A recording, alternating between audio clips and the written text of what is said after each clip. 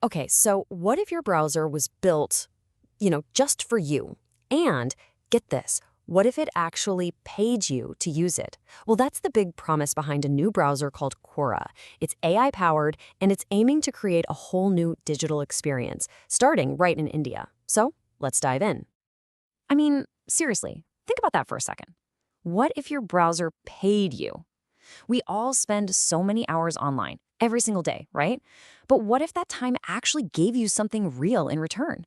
It's a pretty wild idea, and it's at the absolute heart of what we're talking about today. All right, so you might be thinking, do we really need another browser? And that's a fair question.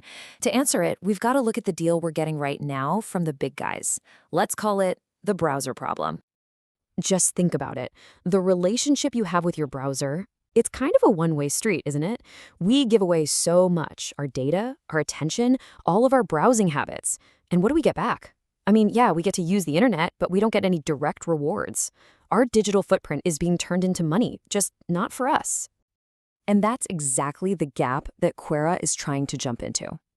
They're putting forward what they call an India-first solution, and the whole point is to flip that value exchange on its head. So what is Qura exactly? Well, think of it as an all-in-one platform built on four big ideas: making things super fast, giving you real privacy, personalizing things with AI, and this is the big one, a rewards system that actually pays you back. The whole goal isn't just to browse the web, it's to make your time online feel, well, more valuable. Okay, so let's get into the nitty-gritty, the features, because this is really where Quora is trying to stand out from the crowd. First things first, speed. Nobody likes a slow browser, right? So Quora is built on the Chromium engine. That's the same super fast foundation that Chrome and Edge use. But they say they've added another layer of C++ optimization on top to manage your computer's resources a little smarter.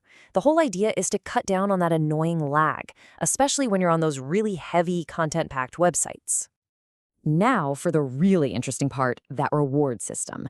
The heart of it is something they call the Q coin. Basically, it's a digital reward you earn just for doing what you already do, browsing. It literally turns your everyday online activity into a kind of currency that has real-world value. And they've designed the process to be super simple. You just browse the web like you normally would. As you do, you earn points and these watch time coins.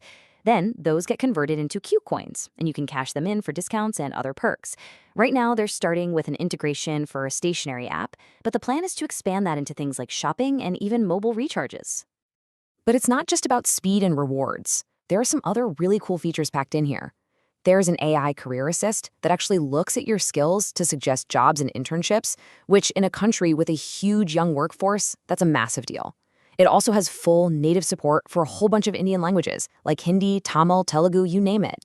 And they've got an AI assistant called Ira coming soon that can summarize articles or answer questions for you. And all of this is wrapped up with transparent privacy controls, including anti-tracking and a dashboard so you can actually see what's going on behind the curtain.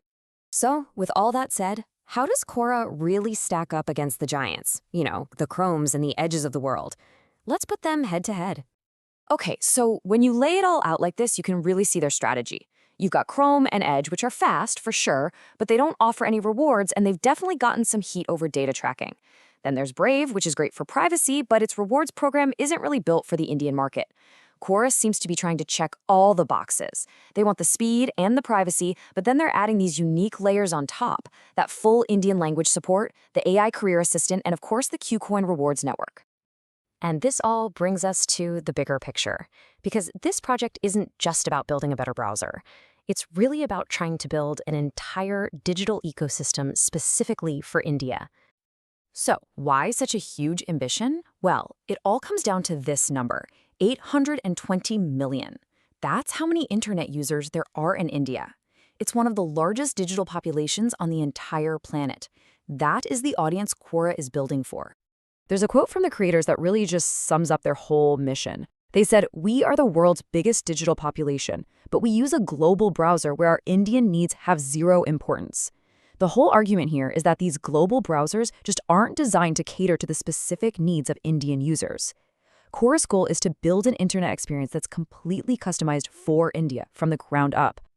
And that vision goes way beyond just a single piece of software. I mean, the browser is just the beginning. The long-term plan includes a dedicated search engine, that whole rewards network, the AI assistant, and eventually a full suite of apps for Android and Windows. The end game seems to be a completely self-contained Indian tech ecosystem. So this leaves us with a pretty big question. We've seen browsers that focus on privacy, and we've seen browsers that focus on speed. But a browser that's focused so intently on a single nation's digital identity, that's something new. So can a localized browser really redefine the internet for 820 million people? The answer to that, well, it could change a lot more than just how we browse the web.